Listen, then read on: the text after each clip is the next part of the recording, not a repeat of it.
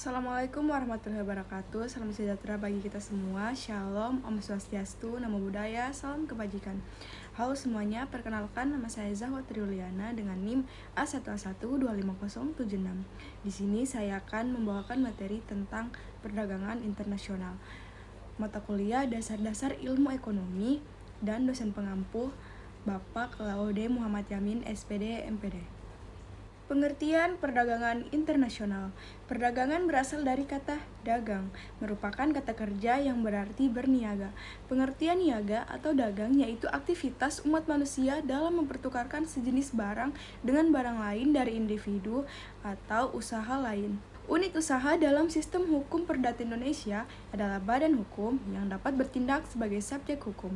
Oleh sebab itu, kita dapat melakukan perdagangan atau konkretnya melakukan transaksi jual beli dengan satu badan hukum, misalnya perseroan terbatas.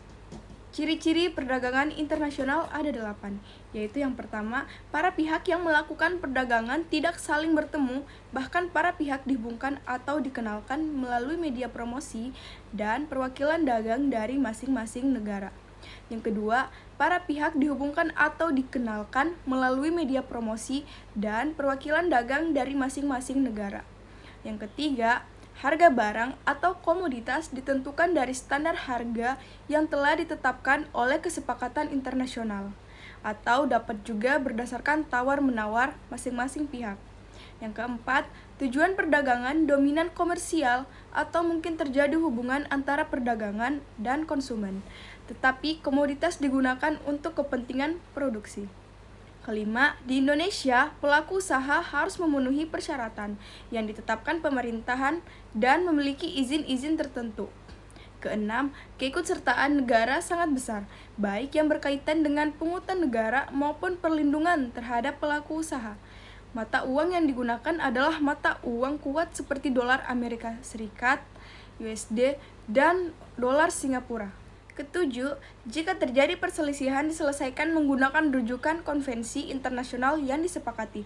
Dan yang terakhir, pengaturan secara internasional ditetapkan oleh badan atau lembaga perdagangan dunia. Latar belakang terjadinya perdagangan internasional.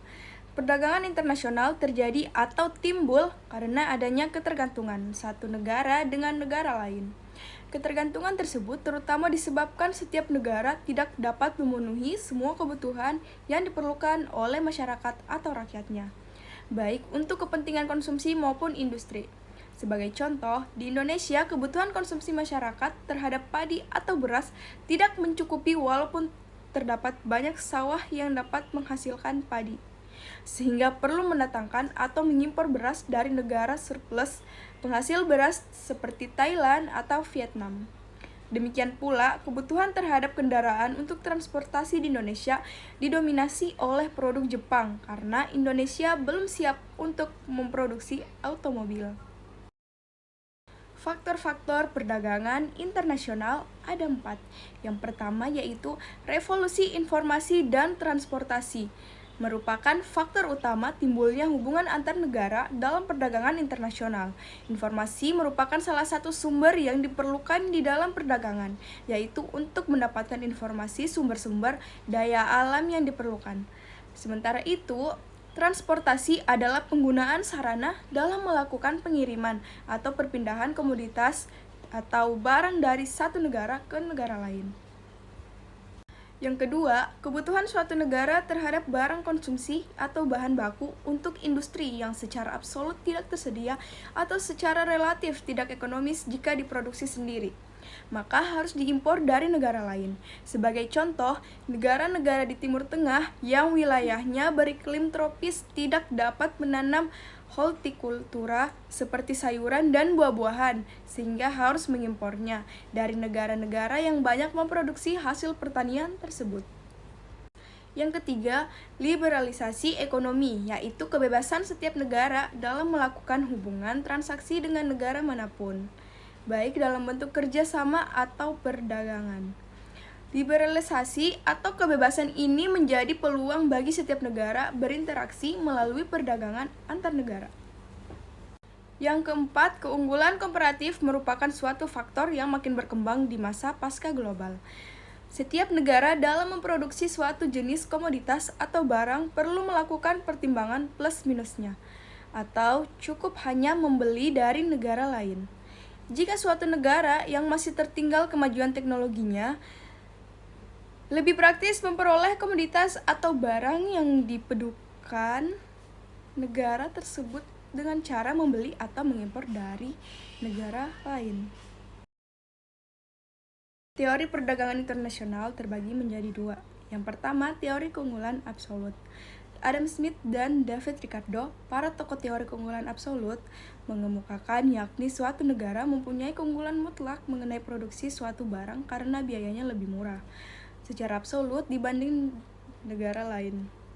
Teori ini termasuk dalam teori kaum klasik pada tahun 1776.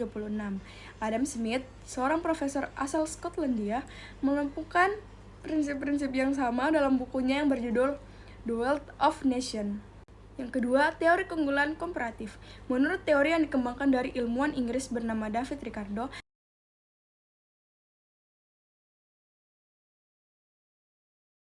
Yang kedua, teori keunggulan komparatif. Menurut teori yang dikembangkan dari ilmuwan Inggris bernama David Ricardo, pada abad ke-19, sebuah negara harus mendapatkan keuntungan terbesar atau kehilangan paling sedikit dalam perdagangan internasional jika ia ingin memiliki keunggulan komparatif dengan berfokus pada produk yang paling menguntungkan dan hanya menyediakan produk yang dibutuhkan. Kesimpulan dari materi perdagangan internasional. Perdagangan internasional merupakan kegiatan pertukaran barang dan jasa antar negara yang berperan penting dalam pertumbuhan ekonomi suatu bangsa. Melalui perdagangan internasional, negara dapat memenuhi kebutuhan yang tidak dapat diproduksi sendiri, meningkatkan pendapatan nasional, serta memperluas lapangan kerja. Berbagai teori perdagangan internasional seperti teori keunggulan absolut, keunggulan komparatif, dan faktor proporsi menunjukkan bahwa perdagangan dapat memberikan keuntungan bagi semua pihak jika dilakukan secara efisien dan saling menguntungkan. Kurs valuta asing juga memiliki peranan vital dalam menentukan nilai tukar antar negara, yang pada akhirnya memengaruhi harga ekspor dan impor serta keseimbangan neraca pembayaran. Baik, itulah tadi materi yang saya paparkan di video kali ini. Jika ada salah kata mohon dimaafkan karena kesempurnaan hanya milik Allah Subhanahu wa taala. Saya akhiri dengan ucapan wabillahi taufiq wal hidayah. Assalamualaikum warahmatullahi wabarakatuh dan terima kasih.